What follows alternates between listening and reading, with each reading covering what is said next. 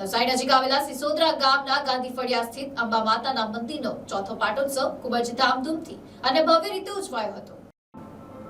નવસારી જિલ્લાના નવસારી તાલુકા ખાતે આવેલા ગણેશ સિસોદરા ગામમાં કોરોના કાળ દરમિયાન ગામના ગાંધી ફળિયા ખાતે નિર્માણ પામેલ મંદિરમાં અંબા માતાની સુંદર મૂર્તિની પ્રાણ પ્રતિષ્ઠા કરવામાં આવી હતી। ગ્રામજનો દ્વારા નિર્માણ કરવામાં આવેલા આ મંદિરના પાટોત્સવની દર વર્ષે ખૂબ જ ધામધૂમથી ઉજવણી કરવામાં આવે છે।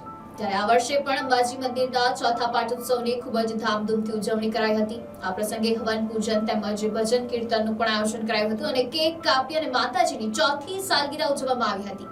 આ પ્રસંગે ગામના તમામ વર્ગના લોકો મોટી સંખ્યામાં ઉપસ્થિત રહ્યા હતા અને મહાપ્રસાદનો લાભ લીધો હતો। સાથે રાત્રિના ભજન તેમજ ડાયરાનું પણ આયોજન કરવામાં આવ્યું હતું।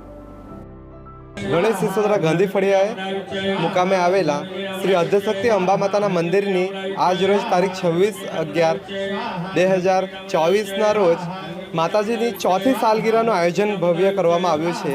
આ પ્રસંગે દર વર્ષની જેમ ફળિયાના દરેક ભાઈઓ બહેનો મળીને માતાજીનો આ ઉત્સવને હર્ષભેર ઉજવવામાં આવે છે।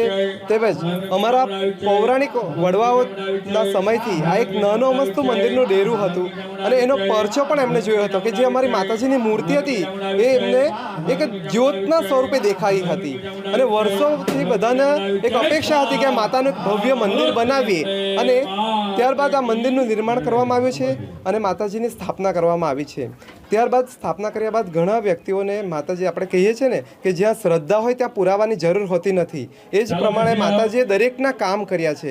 એક પરિવારને કે જેમણે 108 દીવાને માનતા રાખી હતી તો એમનું કામ પણ સફળ થયું છે। એક પરિવાર કે જેમના બાળકને માંગલિક હતો તો લગ્નમાં વિઘ્ન આવતા હતા તો એમના લગ્ન પણ થઈ ગયા છે। એટલે માતાજી હાજરા હજુર છે અને દરેક ભાવિક ભક્તોને આપણે નિમંત્રણ કરીએ છીએ કે નવરાત્રિના 9 દિવસ માતાજીને આપણે અલગ અલગ રંગ જે 9 દિવસના હોય તે 9 રંગનો માતાજીનો આપણે શણગાર કરીએ છીએ।